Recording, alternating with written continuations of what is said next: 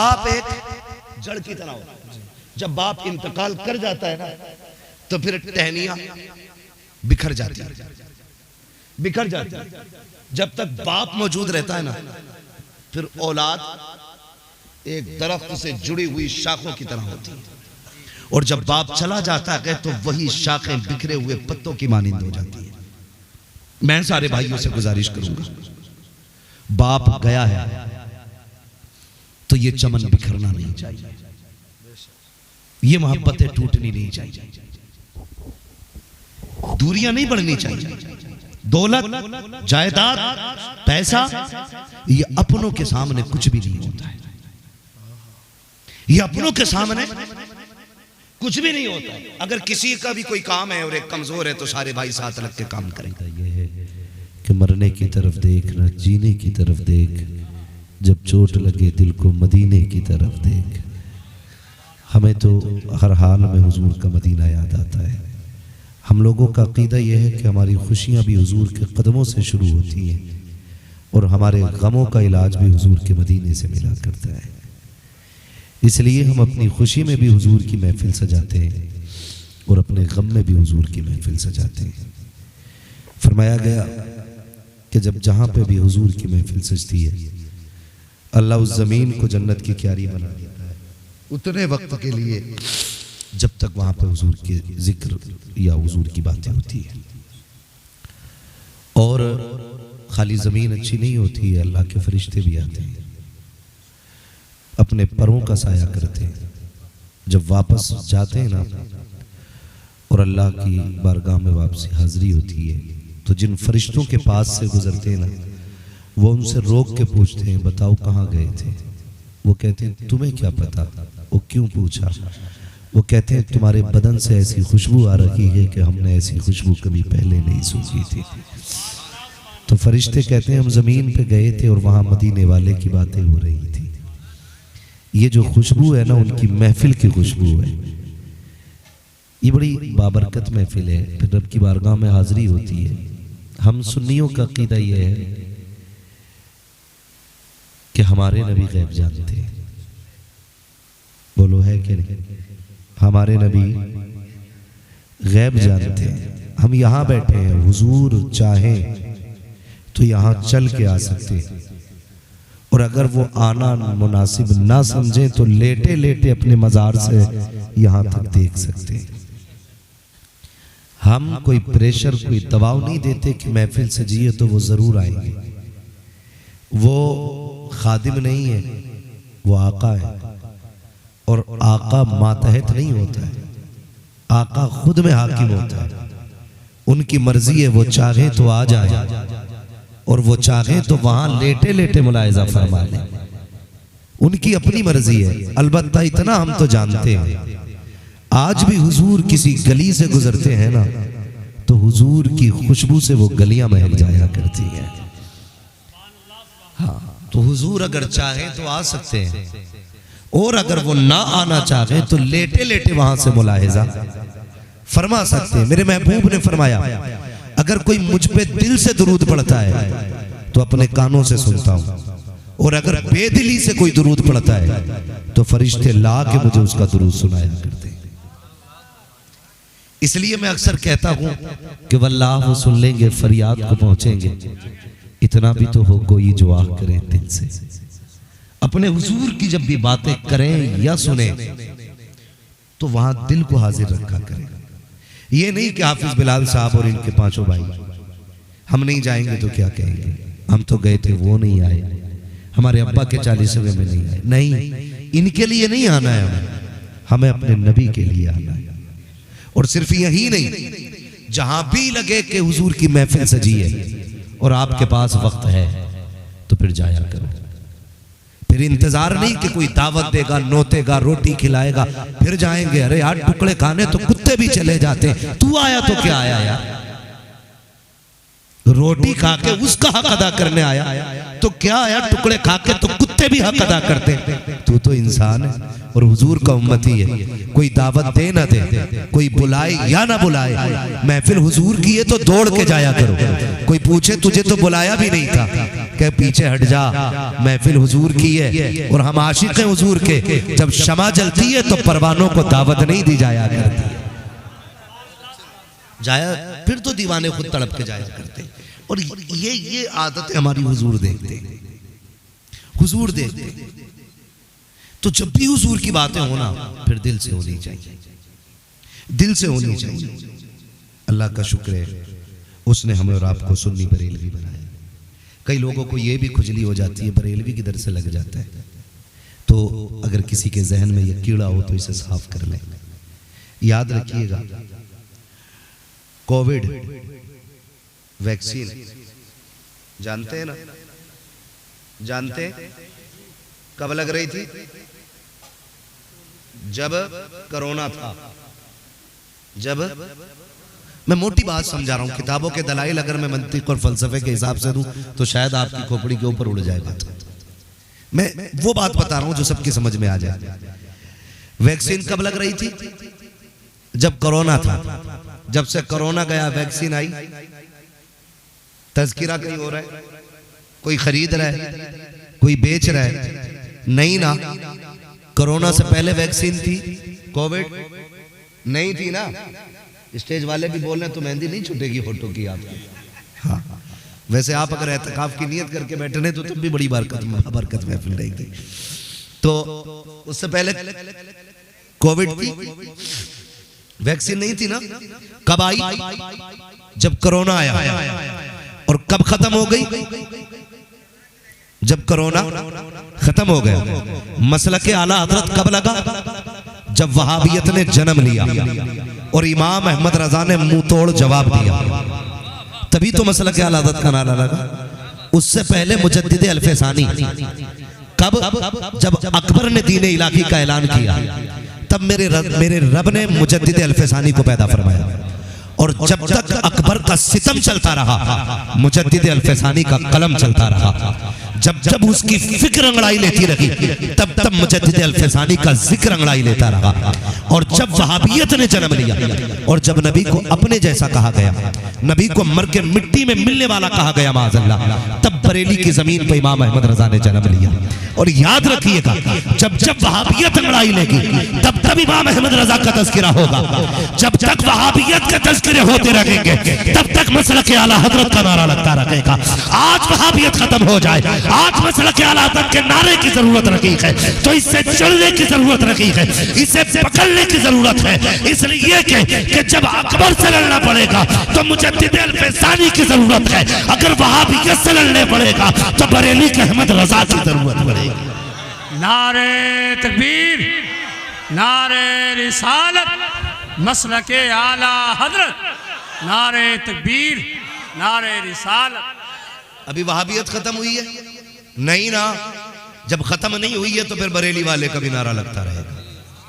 हाँ, लेकिन तकलीफ ये है कि हम अपने आप को सुन्नी कहते हैं और अपनी हकीकत ही नहीं समझते, है ना। शीशे के घर में बैठ के पत्थर है फेंकते, दीवारें आहिनी पे हिमाकत तो देखिए। ओ भाई, जिस डाल पे बैठे उसी को काट रहे। मैं तो चैलेंज करता हूं, अगर इमाम अहमद रजा की तसनीफात हटा के रख दी जाए ना, इमाम अहमद रजा की किताबें हटा के रख दी जाए, तो मुनाजरे के लिए तुम्हारे पास कुछ भी नहीं, कुछ भी नहीं। और ये बात अक्सर कही जाती है, औरों ने भी लिखा है बहुत इल्म दीन पर, जो कुछ है इस सदी में वो तन्हा रजा का है, वो तन्हा रजा का है।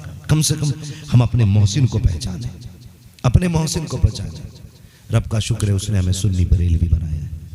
अगर इमाम अहमद रजा को हटा दिया जाए ना तो कब्र पे अजान पढ़ने का सबूत लाते लाते बूढ़े हो जाओगे, तीजे 40वें के सबूत ढूंढते ढूंढते बीमार हो जाओगे।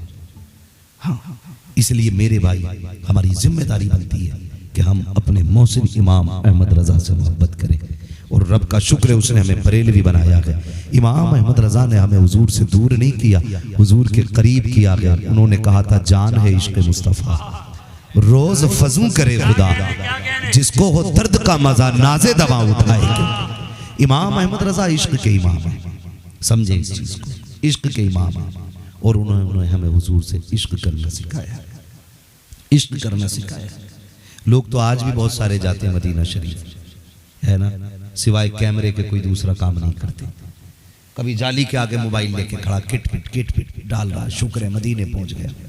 आला हज़रत के कहते हैं हरम की जमीन और कदम रख के चलना। अरे सर का मौका गए वो जाने वाले हैं, वो तो जमीन का भी इतना अदब सिखा रहे हैं, तू पैर से चल रहा है, यहाँ तो हर कदम पे सजदे करके चल, उनकी जमीन को चूम के चल। और लोग खड़े होकर कैमरा लेकर कहते हैं शुक्र जी जालियों पे आ गया। और जैसे जाते वैसे ही लौट आते, जैसे जाते वैसे ही लौट आते। आला हजरत गए ना, जैसे गए वैसे लौट के नहीं आए। खुदा की कसम झोली खाली लेके गए थे, दामन भर के लेके आए, दामन भर के लेके आए, क्योंकि अदब वाले लोग हैं।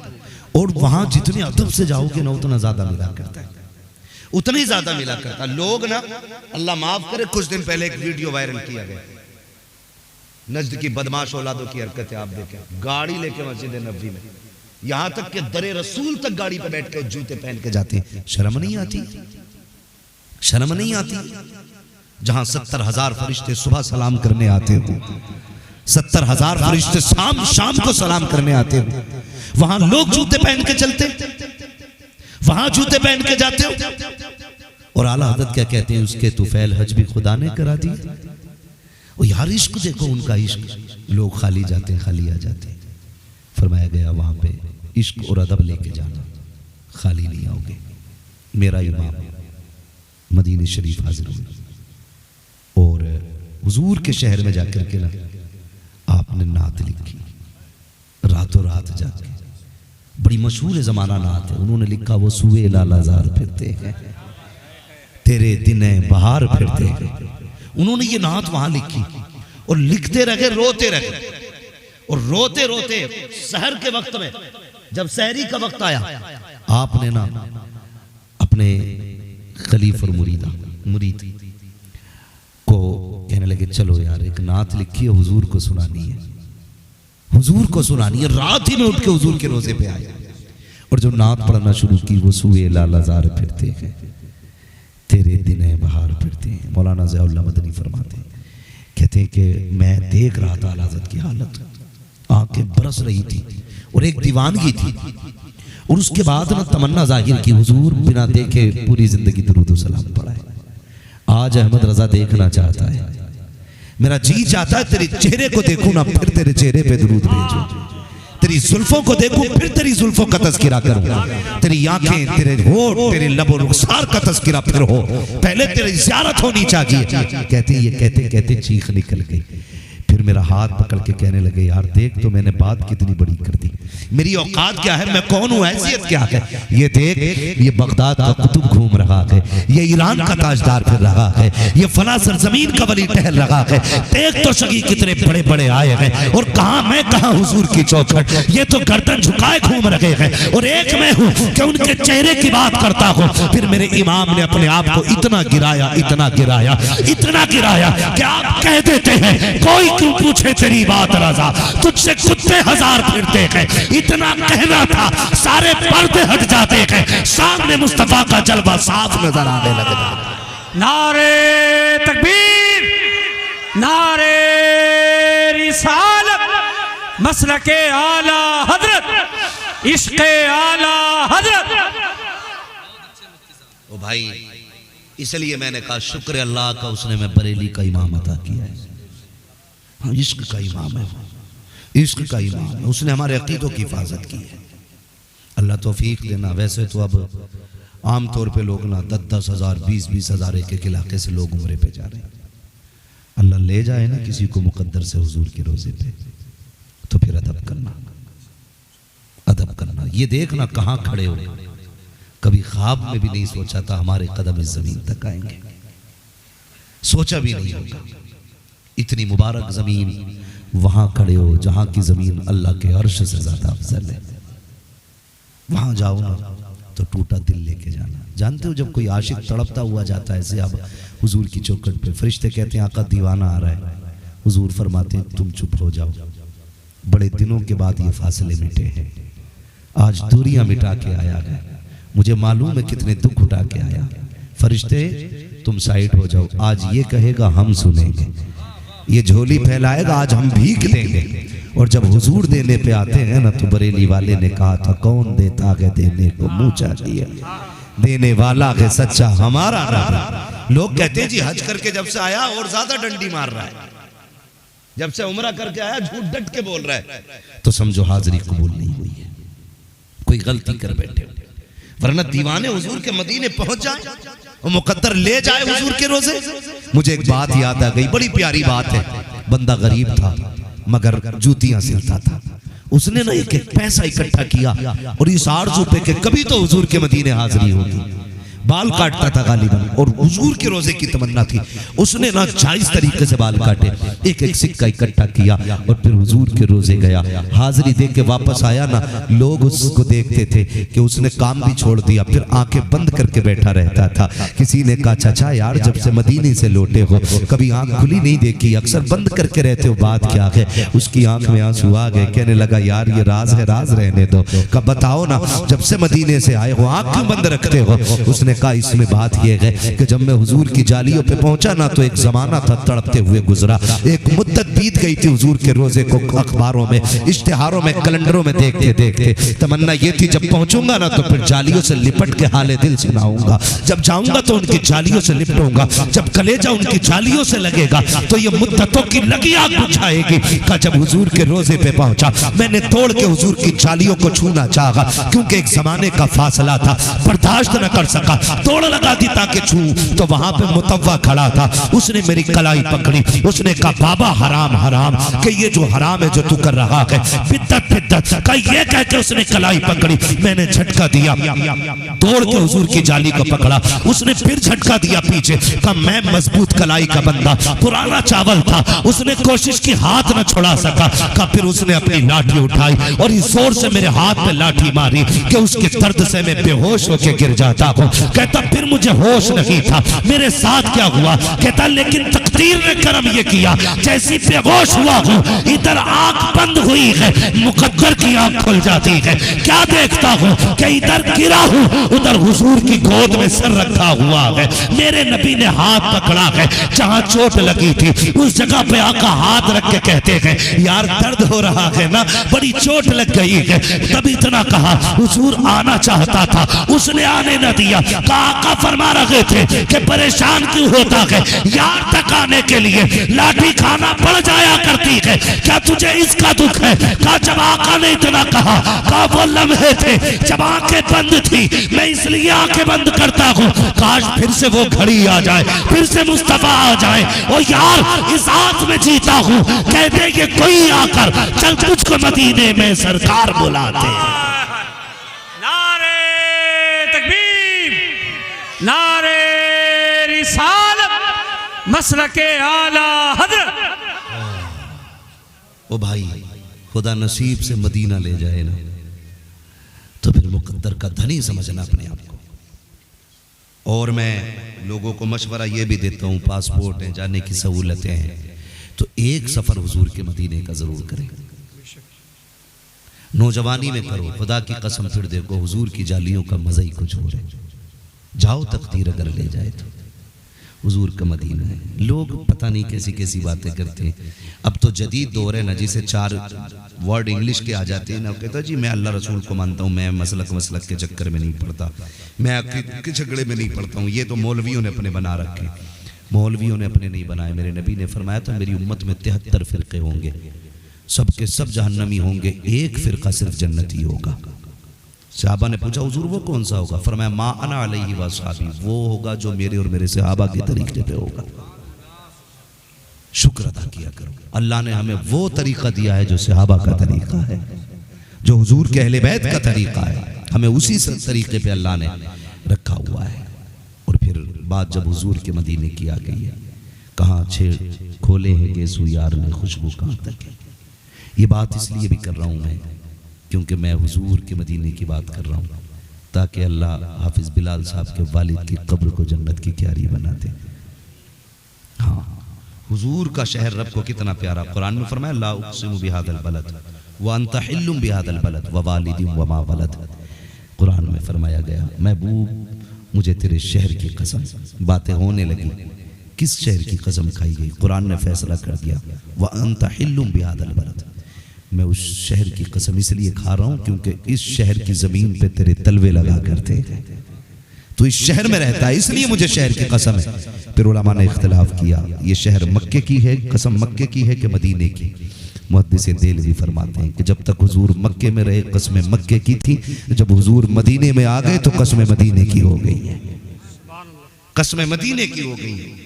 तो लोग ये भी एक नजरिया देते हैं कि माज़अल्लाह हुजूर को कोई खबर ही नहीं है, और हमें इमाम अहमद रजा ने एक नजरिया दिया, और कोई गैब क्या तुमसे निगाह हो भला, जब ना खुदा की छुपा तुम पे करोड़ों दुरूद, जब ना खुदा की छुपा तुम पे करोड़ों दुरूद। अपने यही हिंदुस्तान पाकिस्तान के बॉर्डर पे एक बंदा अपने इंडिया से गया हुजूर के मदीने शरीफ, तो वो खुद कहता है कि जब मैं हुजूर के मदीने गया ना तो वहां पे कुछ जानवर हैं, जैसे कबूतर है, बिल्ली है, जो लोग गए हैं उन्होंने देखा होगा। अक्सर लोग वहां कबूतरों को भी दाना खिलाते हैं तो वीडियो बनाते हैं, तमाशा बना रखा है यार। कम से कम हुजूर के शहर के कबूतरों के साथ तो ये न करो कि उन्हें चंद दाने डाल के उनकी वीडियो बना रहे।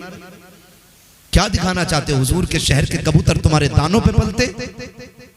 खुदा की कसम उन कबूतरों की सांसों का सदका है कि जो तुम्हें मदीने की हाजिरी नसीब हो जाती है। मुकद्दर है उन कबूतरों का भाई। तुम 8 दिन के लिए जाके उन्हें दाना डाल के वीडियो बना रहे हो, माशाअल्लाह माशाअल्लाह। शर्म कर, गैरत कर, कम से कम वहां तो जाके खालिस अल्लाह के लिए नेकी कर लिया कर। वो कहते हैं मैं गया ना मदीने शरीफ, खाना खाने के लिए बैठा ना, पहले दिन एक बिल्ली आ गई।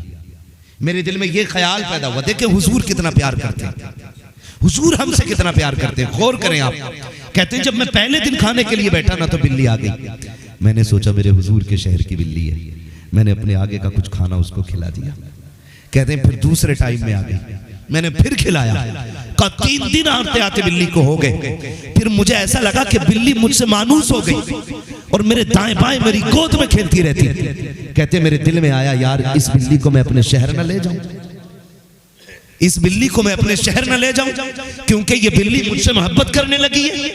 वो बड़े पैसे वाला था, उसने गवर्नमेंट से लिखित रूप में इजाजत ली, पिंजरा भी तैयार करा लिया, और तैयार कराने के बाद ना उसने ये फैसला किया कि 3 दिन के बाद ये फैसला किया था, उसको 7 दिन मदीने में रहना था। 3 दिन के बाद उसने ये फैसला किया इसको लेके जाना है। जैसे उसने ये इरादा किया ना तो फिर बिल्ली ने आना बंद कर दिया।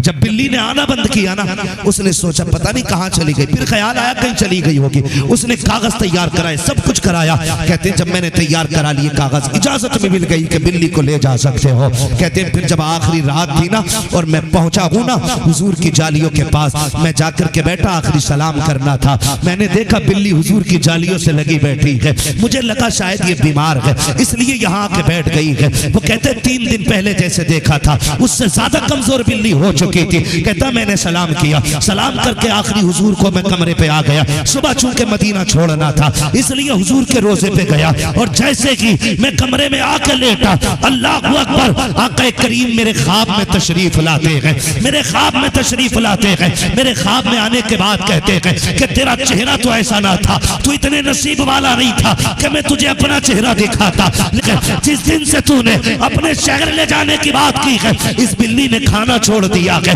पीना छोड़ दिया है। तू तो आज मुझसे कह रहा है मैं आपके शहर की बिल्ली को लेकर जा रहा हूँ। तुझे पता है ये 3 दिन से रो रो के कहती है महबूब तेरी चौखट से नहीं जाना है, तेरे कदमों से नहीं जाना है। या रसूल अल्लाह, मरना गवारा है, जुदाई गवारा नहीं है। और यार बता तो सकी जिसे जानवर इतने प्यारे हैं उसे कलमा पढ़ने वाले उम्मती कितने प्यारे हो। सुभान अल्लाह, सुभान अल्लाह, सुभान अल्लाह, सुभान अल्लाह, सुभान अल्लाह। जिंदाबाद जिंदाबाद जिंदाबाद जिंदाबाद। सुभान अल्लाह। आता है फकीरों पे उन्हें प्यार कुछ ऐसा, खुद भीख दें और खुद कहें मंगते का भला हो।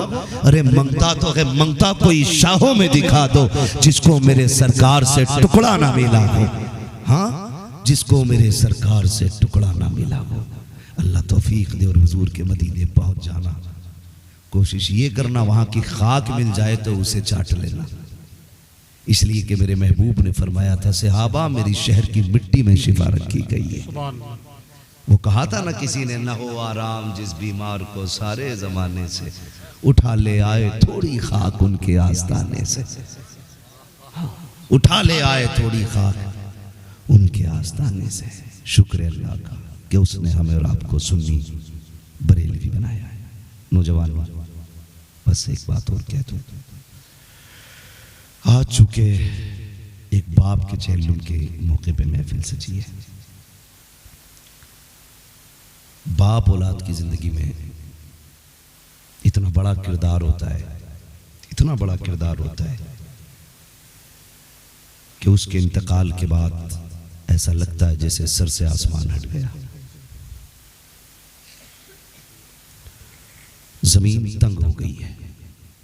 बेटा कितनी दौलत वाला हो, सरवत वाला हो, शान और शौकत वाला हो, बाप जब चला जाता है ना तो फिर बेटे कुछ नहीं रहते, बेटे कुछ नहीं रहते। बाप औलाद के लिए एक मजबूत दरख्त की तरह होता है। आपने भारी दरख्त देखे होंगे कि जो कितनी भी कड़ी धूप होती है ना, सारी धूप अपने ऊपर ले लेते हैं, अपने नीचे बैठने वाले पर साया ही किया करते हैं। अगर बाप चला जाता है ना तो फिर ऐसा लगता है जैसे साया हट गया। अब हर धूप डायरेक्ट आके पड़ेगी, हर धूप डायरेक्ट आएगी। बाप बहुत बड़ी दौलत है। मैं उस दर्द को बयान नहीं कर सकता जो बाप के बगैर एक बेटा महसूस कर सकता है। बाप क्या चीज होती है, आज इस चीज का एहसास हाफिज बिलाल साहब और इनके भाइयों को होगा। मैं तो बस इतना बता सकता हूं आपको कि अगर बाप बिस्तर पे भी पड़ा है ना तो औलाद के लिए वो एक चट्टान की मानिंद होता है। बिस्तर पे पड़ा बाप भी ना एक चट्टान होता है। औलाद की कमर की ताकत होता है बाप। जब वो चला जाता है तो फिर कमजोरी महसूस होती है। मैं जानता हूं, पहले भी एक मर्तबा उनके बेटे की बरसी के मौके पे आया था। बड़े अच्छे अखलाक के मालिक थे हाफिज बिलाल साहब के वालिद। मेरे महबूब ने फरमाया था, तुम्हारी सबसे बड़ी नेकी अच्छे अखलाक होती है। बड़े अच्छे अखलाक के मालिक। और मैं मुबारकबाद पेश करता हूं, अखलाक की वो झलकियां उनकी औलाद में भी दिखाई देती है।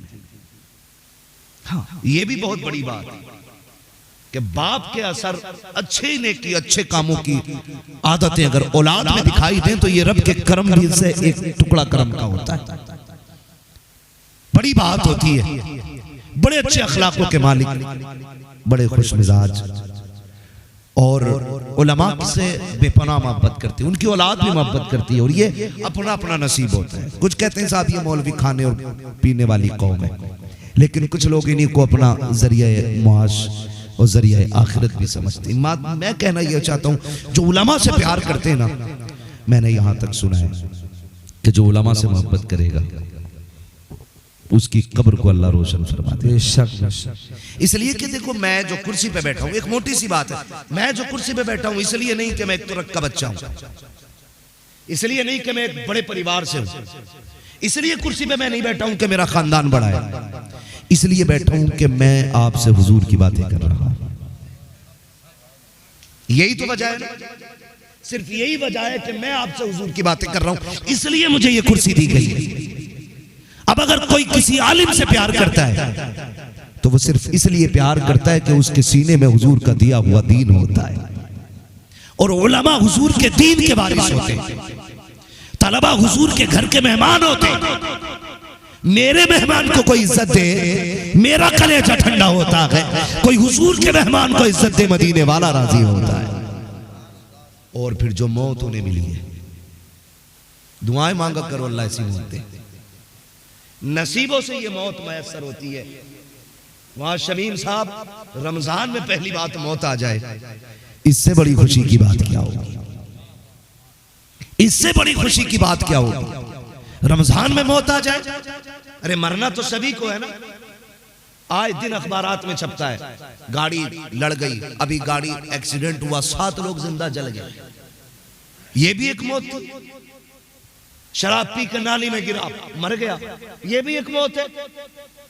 हंस रहा था, ठट्टे कर रहा था, हराम के लुक़्मे खा रहा था, हिचकी आई, फंदा लगा, मर गया। ये भी एक मौत है। वो खुदा की कसम रमजान में आ जाए, फिर जनाजा उठे, लोग कहते हैं हाजी का जनाजा, कोई कहता नमाजी का जनाजा, कोई कहता कि फला शख्स का जनाजा, कोई कहता ठेकेदार का जनाजा, कोई कहता जमींदार का जनाजा है। लेकिन कफन चीख चीख के कहता लहद में इश्क रुखे शह का दाग लेके चले, अंधेरी रात सुनी थी चराग लेके चले, तेरे गुलामों का नक्शे कदम है राफ़े खुदा, वो क्या भटक सके जो ये सुराग लेके चले। वाह वाह, नारे तकबीर, नारे रिसालत, मस्तके आला हजरत हजरत मुफ्ती हम्माद रजा साहिब क़िबला मुरादाबादी। सुभान अल्लाह, माशाअल्लाह। ओ भाई, नसीब की बात है, अल्लाह ऐसी मौत दे, नसीब की बात है। और ये तो अल्लाह का करम है कि मिट्टी सबकी अच्छाइयों और बुराइयां छुपा लेती है। कितनी भी बड़ा पापी है, मिट्टी डाल के आओ, अल्लाह ने राज बंद कर दिया। कब खुलना? कयामत में। अच्छा था तो ये राज भी कयामत में खुलना है, और बुरा था तो ये राज भी कयामत में खुलना है। अल्लाह से दुआएं मांगा करो, अल्लाह ऐसी मौत दे के कब्र में हिसाब ना देना पड़े, वरना बड़ी मुश्किल घड़ी है कब्र की, बड़ी मुश्किल घड़ी है।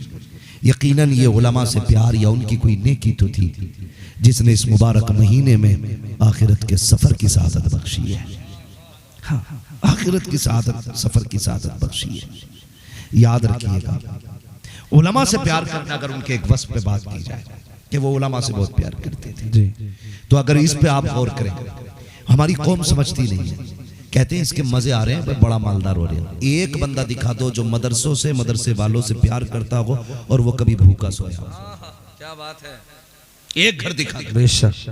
मेरी समझ से, मेरे इल्म के मुताबिक मौलाना बिलाल साहब, मैं जितने लोगों को ऐसों को जानता हूँ जिन्होंने उलमा से प्यार किया गया, अल्लाह ने उनकी रोजियों में बरकतें की। बेशक बेशक, सुभान। रोजियों में बरकतें की हैं। लोग हिसाब लगाते हैं, पता नहीं रातों रात कहाँ से ला रखा है, शायद ब्याज का धंधा होगा, सट्टा लगाता होगा, जो चैन से घर भी बैठा खा भी रखा है। जानते हो ये कितनी बरकतें, और ऐसी बरकतें कैसी मिला करती हैं, आप अंदाजा लगाइए। अगर दुनिया की बात मैं आपसे करूं, फरमाया गया जो अल्लाह के नाम पे किसी को एक देता, अल्लाह उसे 10 अता फरमाया करता है। हजरत मूसा कलीमुल्लाह तूर पे जा रहे थे, रास्ते में बंदा मिला, उसने कहा सुनो मूसा किधर जा रहे हो? कहा रब से बात करने के लिए। कहा तुम तो कलीम हो ना? कहा हाँ। कहा फिर मेरी भी एक अर्जी लेके चले जाओ। कहा क्या? कहा मेरी भूख इतनी है और मेरा आज तक पेट भर के मैंने खाना नहीं खाया है, रोजाना एक या आधी रोटी मिलती है, जाओ अपने रब से जाके कह देना एक दिन में मुझे मेरे हिस्से की सारी रोजी दे दी जाए, ताकि मैं एक दिन पूरा पेट भर के खा तो सकूं। ये तो एहसास हो जाए कि भरा पेट क्या होता है। हजरत मूसा कलीमुल्लाह गए,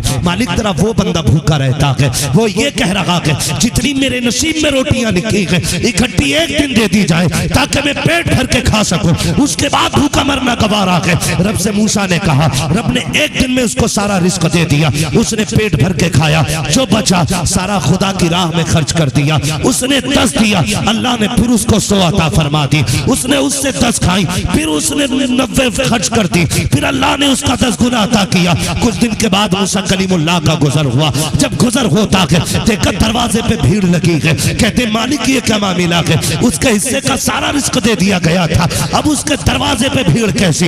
रब फरमाता है मूसा बड़ा चालाक बंदा है, मैंने उसको जितना दिया उसने कुछ खा करके उसका जो बाकी था मेरे नाम पे दे दिया, और मेरा वादा है जो एक देता है मैं उसे 10 देता हूँ। का वो बढ़ाता गया, मैं भी बढ़ाता गया। का मालिक कब तक देगा? का जब तक वो देता रहेगा मैं 10 गुना उसको बढ़ा के ज्यादा देता रहा। नारे तकबीर, नारे रिसालत, मसलके आला हजरत अजमत मुस्तफ़ा मुफ्ती हम्माद रजा साहिब क़िबला मुरादाबादी। सुभान अल्लाह। ये कंडीशन है हमारी। और कहते जी तौहीद बयान करो, तुझे आती है तौहीद? अल्लाह पे भरोसा तेरा बता कितना पक्का है, वो बताओ ना हमें। रब की जात पे कितना भरोसा करते हैं हम? फसल अगर अच्छी हो जाती है ना लहला के, जब निकल के आता कहता अल्लाह का शुक्र है, जमी आई और बड़ी हुई, करम है अल्लाह का भाई है। वो क्या कहते हैं जब वो बाल आने लगती है तो उसको क्या गोफा बोलते हैं, गमोंदा क्या बोलते हैं उसको, है गमोंदा, गमोंदा। कहते हैं अल्लाह का शुक्र है बड़ा अच्छा लग रहा खेत, और जब फल पूरी बाल निकल आती है ना, लोग कहते हैं यार प्रधान बड़ा खेत बढ़िया, मेहनत लगी है। भूल गया रब को? आप कह रहे हैं तुझे पता कौन सी डाई डाली थी? रात दिन पानी लगाया। हाँ, कह रहा भूत बन गया खेत पे खड़ा खड़ा। जब तुमने इतना कहा था कि ये डाई का कमाल है, ये खाद का कमाल है, यूरिया का कमाल है, एमपीटीपीए इन चीजों का कमाल है, दवाई का कमाल है, रब नाराज हुआ। उसने कहा तुझे क्या लगता है बाल आ गई है तो मैं बदल नहीं सकता?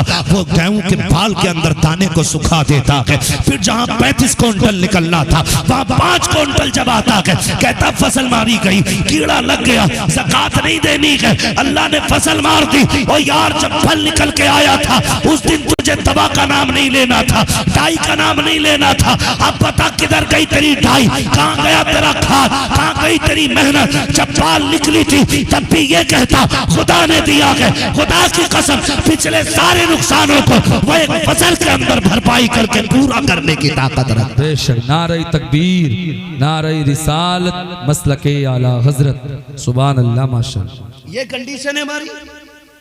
उलमा से प्यार कतई नहीं और करेंगे भी नहीं, इन्हें नहीं देना। मौलवी साहब ने फोन कर दिया मदरसे के साहब गल्ला 3 बोरी लिख लो। 3 बोरी लिखी तो उस टाइम 2100 था गेहूं, उठाने में 8 दिन लेट हो गए, गेहूं का रेट हो गया 2800। अब 3 बोरी को देख देख के घून रहे आई, महंगा हो गया यार, 3 क्यों लिखवा दी थी?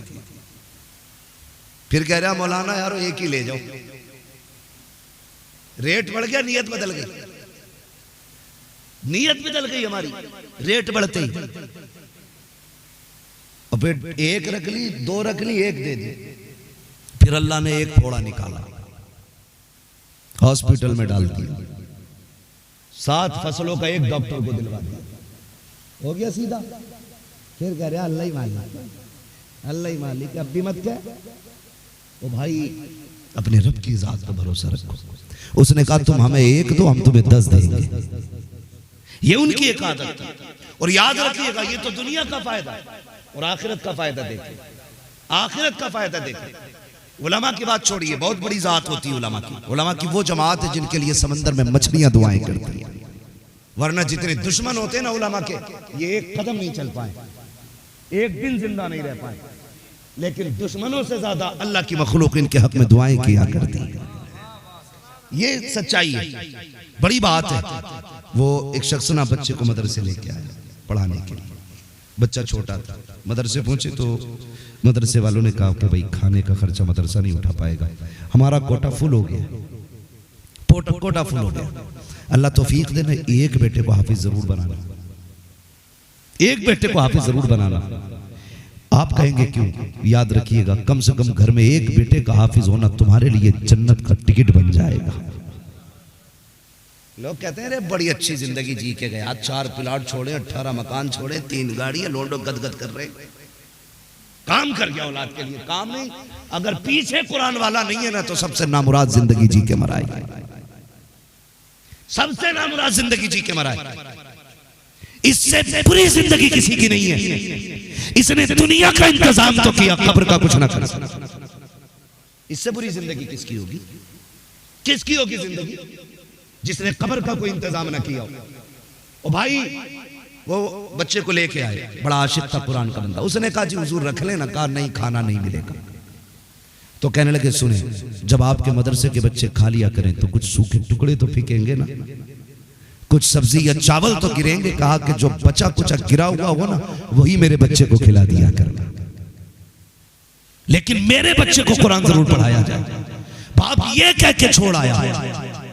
और जब लौट आया ना 3 दिन गुजरे थे, अल्लाह ने इंतजाम किया, एक बुढ़िया औरत आई, लाठी टेकते हुए आके कहने लगी मौलाना कोई बच्चा मिलेगा? कहा क्यों? कहा मैं घर में अकेली रहती हूँ, कोई है नहीं खाने वाला, मेरा भी दिल नहीं लगता है, एक बच्चा मुझे दे दो ताकि वो मेरे साथ खाना खा लिया करे।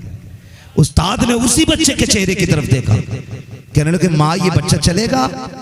माँ ने कहा चल बेटे, हाथ पकड़ा। कहने लगी मैं तुझे अपना घर दिखा देती हूँ। बेटे मैं बूढ़ी हूँ, आ नहीं सकती हूँ, मेरे लाल दोनों टाइम तुझे खाना खाने आना पड़ेगा। बच्चे को घर दिखाया। फिर क्या था, बुढ़िया माँ को बच्चे वाला पेट, माँ वाला प्यार देती थी, बच्चे को रोज तो खाना खिलाती। लेकिन जानते हो कमाल क्या था उस औरत का? कमाल ये था, जब पहली रोटी निकल के आती थी ना तवे से, चूल्हे से निकलती तो उसे अलग रखती, कहती ये मेरी हाफिज जी बेटे के लिए है, ये मेरे हाफिज बेटे के लिए है। उसके बाद बाकी रोटी अपने लिए निकाल के रखती। वो आता उसके साथ बैठ के पहली रोटी उसको खिलाती, फिर बाद वाली रोटियां खुद खाया करती थी। एक वक्त गुजरता चला गया, ये बच्चा पढ़ता रहा। फिर वो दौर भी आया कि इस बच्चे का कुरान मुकम्मल हुआ। जब सूरह नास की आखिरी आयत तिलावत कर रहा था, आखिरी आयत तिलावत की मुकम्मल हुई, उसके बाद उठ के जाने लगा। उस्ताद ने कहा ठहर बेटे, किधर जा रहा है? देख तेरा बाप यहाँ बैठा है, भाई यहाँ, रिश्तेदार यहाँ है, तू किधर जा रहा है? उसने कहा आज मैं उसे खुशखबरी देने जा रहा हूँ जिसने साल भर मुझे अपने हाथ की पकी रोटी खिलाई थी, जिसने पेट माँ वाला प्यार दिया था, जिसके चूल्हे की पहली रोटी मेरे लिए थी। आज उसे खुशखबरी देने जा रहा हूँ। तारीख गवाह है, बच्चे ने उठा और दौड़ लगाई, उस बूढ़ी के मकान की तरफ गया जहाँ रोज रोटी खाने जाता था। आज जाके देखता है दरवाजे पे भीड़ लगी है, लोग उसका चेहरा देखते हैं। इसने कहा बात क्या है? कहा बेटे तू खाना खाने आया होगा, लेकिन अफसोस जो तुझे रोटी खिलाती थी आज उसका इंतकाल हो गया है, आज वो दुनिया से चली गई है। इतना सुनना चीख निकल जाती है। वापस लौटा, किसी ने कलाई पकड़ी, किसी ने कहा मेरे घर खा ले। उसने कहा यार मैं रोटी खाने नहीं आया था, आज उसकी रोटियों का सिला देने आया था। कहा कहना क्या चाहते हो? कहा आज मैं सबसे पहले अपने कुरान की तकमील की खुशखबरी उसे देने के लिए आया था जिसने अपनी रोटियां खिला के मुझे पढ़ाया था। रोते रोते पलट गया, चेहरा उतरा हुआ देखा। उस्ताद ने कहा था बेटे बता तो सकी क्या हो गया? कहा हजरत जी जो मुझे बेटा कह के आवाज देती रही, पहली रोटी खिलाती रही, आज वो दुनिया में नहीं रही है। मेरी चाहत ये थी कि पहली खुशखबरी मैं उस माँ को जाके दूं, पहली मुबारकबाद वो मुझे दे, लेकिन वो जा चुकी है। रोते रोते सोया, सुबह हो जाती है। अब गलियों में बातें हो रही है। कोई कहता था कि मैंने उस खातून को जन्नत में देखा है, दूसरे ने कहा मैंने देखा है, तीसरे ने कहा मैंने देखा है। ये बातें हुई, एक कहने लगा यार मैंने तो बात भी की थी, मैंने उससे पूछा बता तुझे जन्नत कैसे मिल गई? उसने मुस्कुरा के कहा कि तुम जन्नत की वजह पूछते हो, मैं कुरान वाले को अपने चूल्हे की पहली रोटी खिलाती रखी, इसी के सदके में रब ने मुझे जन्नत अता फरमा दी। सुभान अल्लाह, नारे तकबीर, नारे रिसालत, मसलके आला हजरत, अजमत मुस्तफ़ा, अजमत कुरान, ख्वाजा का हिंदुस्तान, हजरत मुफ्ती हम्माद रजा मुरादाबादी, उलमाए अहले सुन्नत। सुभान अल्लाह। इनकी निस्बतें बड़ी काम आती हैं, बड़ी काम आती हैं। अल्लाह तौफीक दे तो लग जाना इस काम में। और एक बेटे को कुरान वाला जरूर बनाना है। मैं तो मुबारकबाद पेश करता हूँ, बड़े अक्लमंद थे हाफिज बिलाल साहब के वालिद। एक बेटे को कुरान भी देके गए, कुरान भी देके गए। और बेटों से भी गुजारिश करूंगा, एक बाप कितनी मेहनत से औलाद को पढ़ाता है, कितनी मेहनत से पढ़ाता है। याद होगा ना, हमें सभी को याद होगा, हम छोटे थे, हमने कहा अब्बा मेला जाना है, कंधे पे बैठा के 3-3 किलोमीटर अब्बा मेले लेके जाते थे। आज साइकिल मोटरसाइकिल होते हुए हम बाप को नहीं बैठा सकते। 3-3 किलोमीटर दूर बाप कंधे पे बैठा के लेके जाता, चल बेटे। और एक बार उसने नहीं कहा था मैं थक गया उतर जाओ, एक बार उसने नहीं कहा उतर जाओ। हम जानते हैं और ये भी जानते होंगे और सारे उलमा जानते हैं, हमने जब जब मदरसे से अपने बाप को खर्चे के लिए फोन किया ना, उसने जेब झाड़ के नहीं दिखाई, उसने कहा तू पढ़, पैसे हम देंगे। वो कहां से लाया ये वो जानता है, कैसे किया ये वो जानता है, सिर्फ इसलिए ताकि मेरी औलाद को कुरान आ जाए। ये सोच के बेटों पे मेहनत की बाप ने। मैं तो हाफिज बिलाल साहब से एक बात कहूँ और हर हाफिज बेटे से एक बात कहूँ, वो बाप जो पूरी जिंदगी बेटे को कुरान पढ़ाने में मेहनत लगाता है ना, लेकिन वो इतना मसरूफ रहता है कि अपने बेटे से पूरा कुरान नहीं सुन पाता। उसे मौका ही नहीं दिया जिंदगी में। बच्चों के खर्चे, घर की जरूरतें कभी उसे चैन से लेटने नहीं देती। जब वो लेटने लगा तो फिर हम घर से बाहर निकल गए, इतना मौका ही नहीं मिला। कभी हम बाप से कहते अब्बा जो कुरान तूने पढ़ाया ना आज सुन ले। ओ भाई ये मौका बिस्तर पे नहीं मिलेगा। बाप कब्रिस्तान चला जाए ना, दुनिया मिट्टी डाल के आ जाए तो तुम्हें लौट के नहीं आना है। कहना अब्बा आज तू भी फुर्सत में गए, तेरा बेटा भी फुर्सत में गए।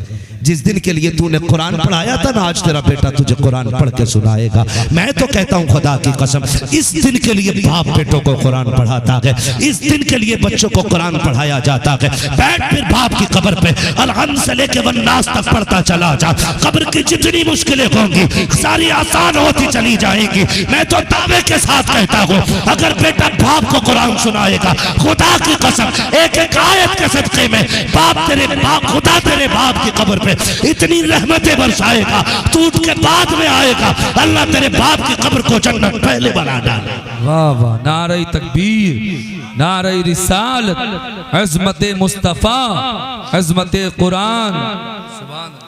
आज उन्हें काम आया कुरान पढ़ाना, आज उनके काम आ गया। सुनाओ फिर एक दिन बैठ के अब्बा को कुरान। अब्बा सुनो ना, बहुत दिन हो गए तुम्हें कुरान सुनाने आया हूं, तुम्हें कुरान सुनाने आया हूं। जब पढ़ोगे खुदा की कसम खुदा की रहमत नाजिल होगी, खुदा की रहमत नाजिल होगी। इसलिए मैं कहता हूं कम से कम एक बेटे को कुरान दे दो, और फिर सारे बाकी के भाई के चल भाई कोई मसला नहीं है, तू कमा या ना कमा, तू हमारे लिए बख्शिश का सामान बन जा, बन जा बख्शिश का सामान। तेरा कितना खर्चा हम उठाएंगे, तुझे बस कुरान पढ़ पढ़ के सुनाना। जब तक जिंदा रहे घर में कुरान पढ़, जब चले जाएं तो कब्रों पे कुरान सुनाने आना। कहो ये इनसे, और ये आपके काम आएंगे। इसलिए मेरी गुजारिश है, एक बेटे को कुरान जरूर पढ़ा लीजिए ताकि आखिरत का सामान बन जाए, वरना बड़ी बेबसी है, बड़ी बेबसी है। कितना दुख होता होगा उस बाप को कब्र में लेटते वक्त, जब उसके बेटे को मिनहा खलकनाकुम व फीहा नुईदुकुम पढ़ना नहीं आता होगा। कितना दुख होता होगा जनाजे में लेटे हुए उस बाप को, जिसके बेटे को अल्लाहुम्मा अग़फ़िर लिहय्यिना व मय्यितिना व शाहिदिना व गायबिना कहना नहीं आता होगा। वो तड़पता होगा जनाजे में, काश आज मौका मिल जाता उठने का, मैं गिरबान पकड़ के पूछता, इस दिन के लिए पाला था मैंने। मजा तो तब है जनाजे में बाप लेटा हो, मुसल्ले पे बेटा खड़ा हो, इसके हाथ उठते हो, वो कहता हो वाह मालिक मेरी मेहनत रंग ले आई है, मेरा बेटा मुसल्ले पे आ गया है। और हम तो ये कहते हैं शागिर, जो दर्द बाप के लिए बेटे के सीने में होगा, वो पीर के सीने में मुरीद का दर्द नहीं होगा, उस्ताद के सीने में शागिर्द का दर्द नहीं होगा, शागिर्द के सीने में उस्ताद का दर्द नहीं होगा। मजा तो तब है जब मुसल्ले पे बेटा खड़ा हो, जनाजे में बाप लेटा हो, और ये जब नियत बांधने के लिए आए, इसे बाप की कुर्बानियां याद आए, बाप की मेहनतें याद आए, ये आंखों में आंसू भर के कहे मालिक बख्श दे इसे। ये वो लेटा है जिसने कुरान की उजरत नहीं मांगी, ये वो लेटा है जिसने तालीम का बदला नहीं लिया। आज मैं रो के कहता हूँ इसे बख्श दे, वो इतना करीम है, तेरी भीगी पलकों को देखेगा, आंसू गिरने से पहले तेरे बाप की मग़फ़िरत फरमा दे। और बाप बेटे का रिश्ता बड़ा बड़ा, ये याद रखिए, मरने के बाद भी नहीं टूटता है, मरने के बाद भी नहीं टूटता है। अल्लाह आपको सलामत रखे, तो जाते रहना बाप की कब्र में। हर भाई की जिम्मेदारी है, अगर जो यहां रहता है वो हर जुमे को बाप की बारगाह में हाजिरी दे। वक्त है तो अपनी सुबह का आगाज बाप की कब्र से करना, हाँ बाप की कब्र से करना। वो तुमने नहीं माफ पड़ा है हुजूर, मैंने नजर मानी थी कि अगर मेरी ये नजर पूरी हो गई ना तो मैं जन्नत की चौखट चूमूंगा। हुजूर जन्नत मिले न मिले पता नहीं किधर जाना है, क्या होना। हुजूर नजर मेरी वो मुराद पूरी हो गई है। नजर कैसे पूरी होगी? फरमाने लगे बाप जिंदा है, कहानी इंतकाल हो गया। फरमाया कब्र याद कहाँ है? क्या वो भी याद नहीं। फिर हुजूर कब्र भी याद नहीं का गुमान करना, जहाँ कब्र हो ना, जहाँ कब्र का गुमान हो। फरमाया बाप की कब्र के पैरों की तरफ चूम लेना, वो जन्नत की चौखट का नीचे का हिस्सा है। और बाप की कब्र का सरहाना चूम लेना, वो जन्नत की चौखट का ऊपरी हिस्सा होता है। अपनी सुबह का आगाज बाप की कब्र से कर। हम तो खुल के कहते हैं जी। मैं एक बंदे को जानता हूँ, नाम नहीं लूंगा क्योंकि ये सोशल मीडिया का दौर है, लोगों को बुरा लग जाता है। मुझसे एक कहने लगा कि कई दिन हो गए नुकसान पे नुकसान हो रहा है, 2-3 लाख का नुकसान हो गया 15-16 दिन में। क्या हुआ? मैंने कहा यार माँ की कब्र पे कब से नहीं गया है, बाप की कब्र का तो होश ही नहीं है। लेकिन जब से दफन हुई है माँ की कब्र पे नहीं गया। मैंने कहा फिर तावीज़ और वजीफा ना पूछ, जा हर जुमेरात को माँ की कब्र पे जाया कर। मुझसे कहने की बजाय ना उनसे जाके कहना अम्मा दुआ कर नुकसान हो रहा है, और उन्हें राजी करने का तरीका यह है, हर 8वें दिन कुरान खानी करा। वो 2 मरतबा माँ की कब्र पे गया, तीसरे हफ्ते में मुलाकात हुई, कहने लगे यार बड़ा अच्छा मशवरा दिया, खुदा का शुक्र है जब से जाना शुरू किया अल्लाह ने बरकतें अता फरमा दी। बरकतें अता फरमा दी है। ये माँ बाप होते, माँ बाप होते। और तुम एक बात और बता जाओ, अगर याद रखना चाहें तो चलूं थोड़ा सा आगे, हालांकि वक्त हो चुका है, कल फाता भी होनी है और काम का वक्त भी है, मैं सबकी जरूरतें भी समझता हूँ। हाँ, तो कब्रिस्तान में जो लोग चले जाते हैं वो अपने लोगों का नारे इंतजार तकबीर, नारे रिसालत, अल्लामा अलहाज कारी यूसुफ जमाल साहिब क़िबला। माशाल्लाह कर सब तशरीफ ला चुके हैं, बस मैं बात खत्म करने लगा हूँ। चलूँ आगे थोड़ा सा, समझ रहे हैं ना बच्चे मेरी बात? मेरे लाल बहुत गौर से सुन रहे हैं, पूरी जिंदगी काम आएगी, पूरी जिंदगी काम आएगी। जिनका वक्त गुजर गया उनका तो गुजर गया, अभी हमारा है, हम कोशिश करेंगे इन बातों पे इंशाअल्लाह अमल करने की। तो जो कब्रों में चले जाते हैं ना, तो फिर वो इंतजार करते हैं, वो इंतजार करते हैं। जैसे हमारे बाप की कब्र है और हम नहीं गए, और पड़ोस की कब्र वाला कोई गया है, तो कहते हैं मुबारक हो यार तेरा बेटा आया है। और जब पलट के आता है तो उससे कहते हैं जा हमारे घर जाना ना, मेरे बेटे को भेज देना, उसकी बड़ी याद आ रही है, मेरे पोते को भेज देना, बड़ा प्यारा लगता था मुझे, मेरे नवासे को भेज देना, उसकी बड़ी याद आती है। लेकिन चूंकि एक फासला हो चुका है हमारी दुनिया और उस दुनिया के अंदर, वो कहता है हम सुन नहीं पाते हैं। कभी पोते को बुलाया जाता है, कभी नवासे को बुलाया जाता है, जिनसे वो दुनिया में प्यार करता था, एक एक बंदे का इंतजार करता है। और खुदा तुम्हें तौफीक दे, दुनिया के रंग रोगन से निकलना, एक दिन कब्रिस्तान जाया करो, अपनों की कब्र पर ठहरा करो, उनसे बातें किया करो, तुम्हारे बैठने से उन्हें राहत होती है। और फिर जो तुम्हें मांगना हो उनसे कहना अब्बा ये चाहिए, दुआ कर देना। जब तुम पलट के चलते हो, बाप हो या माँ हो, फिर वो हाथ उठा के कहता है ये मेरे मालिक, ये मेरा बेटा है। जब ये दुनिया में मैं था, मेरे पास आता था, ये बाहर जाता था, मैं 20 रुपए इसको देता था, मैं 50 इसको देता था। जब कभी मेरे पास आया, मैंने तकिए के नीचे से केला निकाला, सेब निकाला, मैंने कहा बेटे चुपके से खा ले, कोई देख ना ले। कभी मेरे बिस्तर से खाली नहीं गया, आज ये मेरी कब्र से खाली जा रहा है। मालिक मुझे गैरत आ रही है। रब फरमाता फरिश्तों इससे पूछो ये चाहता क्या है, तो वो पूछता है बंदे से बता तेरी क्या मर्जी है, तो वो ये कहता है बाप अगर मेरे पास पावर होती तो मैं खाली नहीं जाने देता। ए मेरे मालिक मैं तो नहीं दे सकता, मगर तू तो दे सकता है, तू तो दे सकता है, मालिक अपने करम से दे। अल्लाह कहता फरिश्तों जब ये बाप के पास आता था वो अपनी ताकत से देता था, आज हम अपनी शायान शान से देंगे, हम अपनी शायान शान देंगे। फरिश्ते कहते मालिक क्या देना चाहता है, रब फरमाता इसका नाम आमाल निकाला जाए, नाम आमाल निकाला जाता है। रब पूछता बताओ इसका नाम कौन सी जमात में है, फरिश्ते कहते हैं ये जहन्नमी है। फरमाया जाता इसे जन्नती लिख दिया जाए। फिर पूछा जाता है बताओ इसकी नेकियां कितनी है, गुनाह कितने हैं, मालिक गुनाह ज्यादा है, हुक्म होता है इसके सारे गुनाहों को नेकियों में बदल दिया जाए। फिर पूछा जाता है बताओ तो सही ये जन्नती है कि जहन्नमी, का दफ्तर तो ये कह रहा है कि ये जहन्नमी है, हुक्म होता है इसे जन्नती लिख दिया जाए। पूछा जाता है ये हमारे दोस्तों में है कि दुश्मनों में, फिर आवाज आती है ए मेरे मालिक ये तेरे दुश्मनों में है, हुक्म होता है हमारे दोस्तों में नाम डाल दो। फरिश्ते कहते मालिक आज ही आया है, इतने इनामात दिए जा रहे हैं, कितना देगा। आवाज आती है चुप हो जाओ फरिश्तों, अगर मैं भी उतना दूं जितना बाप देता था तो फिर मुझ में और बाप में क्या फर्क रखेगा। मैं जमाने को बताना चाहता हूँ कि जो अपनी ताकत के मुताबिक बेटे को दे देता है वो बाप होता है, जो शायान शान देता है वो खुदाए पाक होता है। नारे तकबीर, नारे रिसालत, मसलके आला हजरत, अजमते मुस्तफ़ा, सुभान अल्लाह माशाअल्लाह। ओ भाई अपनों की कब्रों पे जाया करें, अपनों की कब्रों पे जाया करें। आखिरी बात जो बहुत जरूरी बात है ये मैं पूरी कर लूं। अक्सर बाप के इंतकाल के बाद,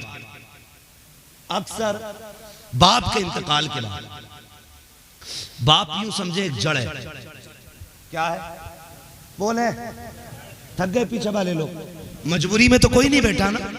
ऐसा तो नहीं है कि ये कुर्सी हटेंगी तब बिस्तर लगेगा तभी लेटने मिलेगा, मजबूरी में तो कोई नहीं बैठा ना। बोलो यार, वरना सलाम पढ़ लो, कोई मसला नहीं। बोले जरा, मजबूरी में तो नहीं बैठे। चलूं मैं आगे। बाप एक जड़ की तरह होता है। जब बाप इंतकाल कर जाता है ना तो फिर टहनियां बिखर जाती है, बिखर जाती है। जब तक बाप मौजूद रहता है ना फिर औलाद एक दरख्त से जुड़ी हुई शाखों की तरह होती है, और जब बाप चला जाता है तो वही शाखें बिखरे हुए पत्तों की मानिंद हो जाती है। मैं सारे भाइयों से गुजारिश करूंगा, बाप गया है तो ये चमन बिखरना नहीं चाहिए, ये मोहब्बतें टूटनी नहीं चाहिए, दूरियां नहीं बढ़नी चाहिए। दौलत, जायदाद, पैसा ये अपनों के सामने कुछ भी नहीं होता है, ये अपनों के सामने कुछ भी नहीं होता है। अगर किसी का भी कोई काम है और एक कमजोर है तो सारे भाई साथ लग के काम करें। लोग कहते हैं जी मौलाना मैंने अपने अब्बा के 40 में बना 50 डेगे बनवाई थी, बड़ा लोग खा के गया, बड़े लोगों ने खाया, बड़े लोगों ने खाया। अच्छी बात है, अच्छी बात है गरीबों को खिलाना, कुरान वालों को खिलाना अच्छी बात है, लेकिन अमीरों को खिलाना अच्छी बात है। नोत नोत के खिलाना ये कतई नाजायज बात है। दावत के तौर पे वलीमे की तरह दावतें देना ये कतई गलत बात है। ये मसला क्या हज़रत में मैं आपको बता रहा हूं, मैं जो बात कह रहा हूं वो समझे। ये ठीक है कि आप गरीब को 4 देगे 5 देगे खिलाएं, लेकिन तुम्हें क्या लगता है अब्बा खाली बिरयानी खिलाने से राजी होगा? खुदा की कसम तुम्हारी बिरयानी खिलाने से अब्बा इतना राजी नहीं होगा जितना सगे भाई को अपने प्लेट में अपने साथ खिलाने से अब्बा कब्र में राजी होगा। ये असल होता है। जो बेटों को वो छोड़ के गया है वो इस बात से राजी नहीं होगा हर बेटा अलग अपना भगोना बनाए, वो इस बात से राजी होगा मेरे सारे बेटे एक न एक दिन साल में एक जगह बैठ के एक साथ रोटी खाया करें। ये चीज बाप को सबसे ज्यादा राजी करेगी। बहुत अच्छा, इस पे ध्यान सभी को देना, यहां से लेके पीछे तक पूरा मसला। बाप के इंतकाल के बाद भगोनों में इतनी खुशी नहीं बाप की जितनी परिवार के इकट्ठा होने में खुशी होती है। दूसरी बात इसी की बात जो एक बात की इसी का अगला हिस्सा में बयान कर रहा हूं। बाप के इंतकाल के बाद बहनें मोहताज नहीं होनी चाहिए, बहनें मोहताज नहीं होनी चाहिए। मुझे नहीं मालूम है कि आपकी बहनें हैं कि नहीं है ना? माशाअल्लाह अल्लाह ने 3 बहनें और 5 भाई अभी सलामत है। अल्लाह हाजी साहब के इस पूरे परिवार को सलामत रखे, इस चमन को अल्लाह शादो आबाद रखे।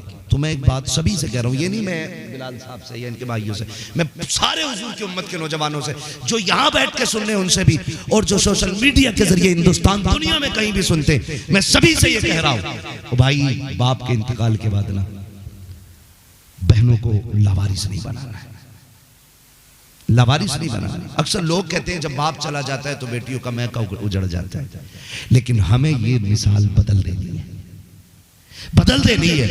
जिस भाई को भी पता चले बहन आ रही है उसकी जिम्मेदारी है वो याद रख के जब बहन आती थी तो अब्बा कहां जाके खड़ा होता था, जब बहन आती थी तो मेरा बाप कहां खड़ा होता था।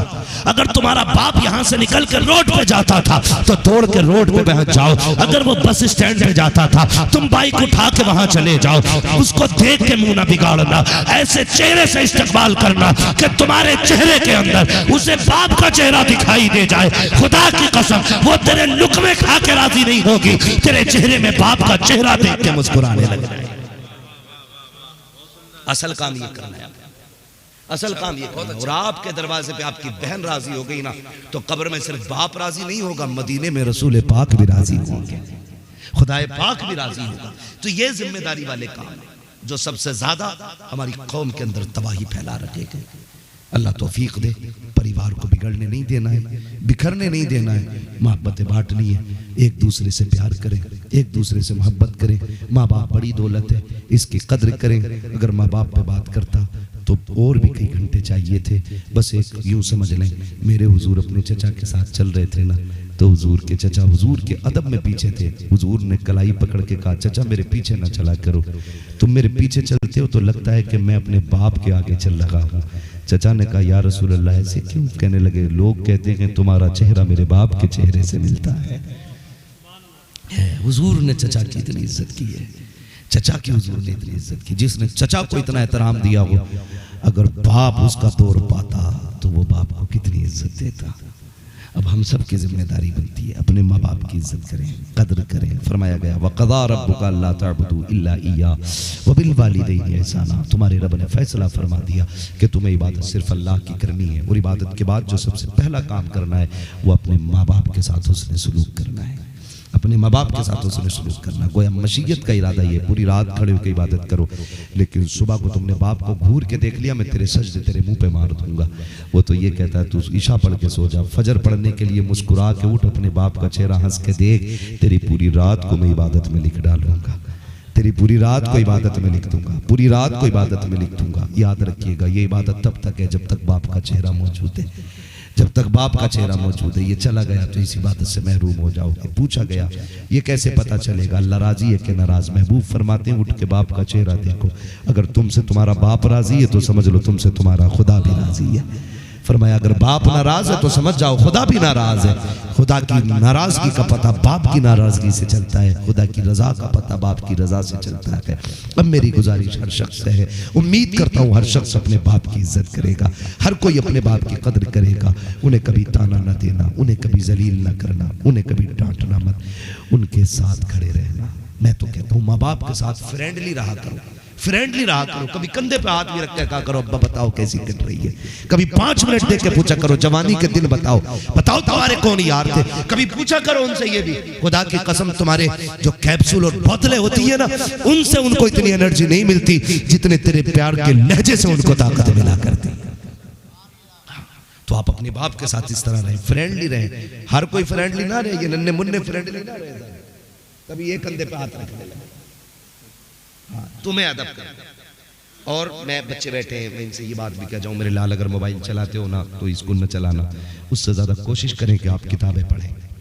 अगर आप मोबाइल चलाएंगे तो 20 साल बाद तुम्हें भीख मांगनी पड़ेगी, और किताबें पढ़ोगे तो 20 साल के बाद हुकूमत करोगे। तुम कलम तुम्हारे हाथ में आएगा ना तो पावर तुम्हारी होगी, फिर कंप्यूटर लैपटॉप बड़ी बड़ी चीजें, सारी टेक्नोलॉजी तुम्हारे कदमों में पड़ी होगी। इसलिए मेरे बच्चों गेम नहीं खेलना है, किताबें पढ़नी है, अभी वक्त पढ़ने का है, सिर्फ पढ़ने पे ध्यान देना। आपको पढ़ेंगे इंशाल्लाह, बातें करें सारे बच्चे, वादा करें पढ़ेंगे इंशाल्लाह, मेहनत से सारे बच्चे मेहनत से पढ़िएगा, आप कामयाब बनिए, फिर सारी खुशियां तुम्हारी कदमों में होंगी। आज आप मोबाइल खेलोगे, गेम खेलोगे, आंखें खराब होंगी, कान खराब होंगे, जिंदगी खराब होगी, आखिर में भिखारी बनोगे, कोई तुम्हें लड़की नहीं देगा, फिर तुम चोरी करोगे, डकैत बनोगे, तबाह कर दिए जाओगे, जेल में पढ़ोगे। आज किताबें पढ़नी शुरू कर दो, कल हुकूमत करोगे, गाड़ियां तुम्हारे आगे पीछे होंगी, लोग तुम्हारे इशारे के मोहताज होंगे, इज्जतें तुम्हारे दाएं बाएं रहेंगी। इसलिए सारे बच्चे पढ़ें, मोबाइल फेंक दें। ये अंग्रेजों की चली हुई चालें हैं जो हमारी नस्लों को बर्बाद करना चाहती है। हम अंग्रेजों के इरादों को पूरा नहीं होने देंगे, हम वो इरादे पूरे करेंगे जो मदीने वाले ने हमें दिए थे। पहला ऐलान किया था इक़रा बिस्मि रब्बिकल लज़ी खलक़, हम पढ़ के दिखाएंगे और ज़माने को बताएंगे हम हुजूर के उम्मती हैं, हम निकम्मे नहीं हैं, बल्कि हम कामयाब कौम बन के दुनिया में आए। पढ़ेंगे बच्चे इंशाअल्लाह, माँ बाप को परेशान तो नहीं करेंगे, पढ़ेंगे इंशाअल्लाह। हाफिज बिलाल साहब बैठे, मेराज साहब बैठे, ये देखिए सारे उलमा बैठे, इन्होंने अपने बाप का सर ऊंचा किया है, पढ़ के सर ऊंचा किया। आपको भी सर ऊंचा करना है, पढ़ना है सारे लोगों को। मौला करीम मेरी गुफ्तगू में जो गलतियां हमदन साहब लफ्ज़न हो गई हूँ, मौला माफ़ फरमाए, इसके सही को अपनी बारगाह में कबूल फरमाए। बस जो हुए गलत उनको माफ़ फरमाए रब्बे कायनात। जिंदगी ने दिया साथ, फिर होगी सजदे की फरमाइश हो रही है, तो जल्दी से पूरा कर लेता हूँ। जरा कह दें सुभान अल्लाह, बोल दें जरा सुभान अल्लाह। मैंने आपसे चंदा नहीं मांगा है, वो मैं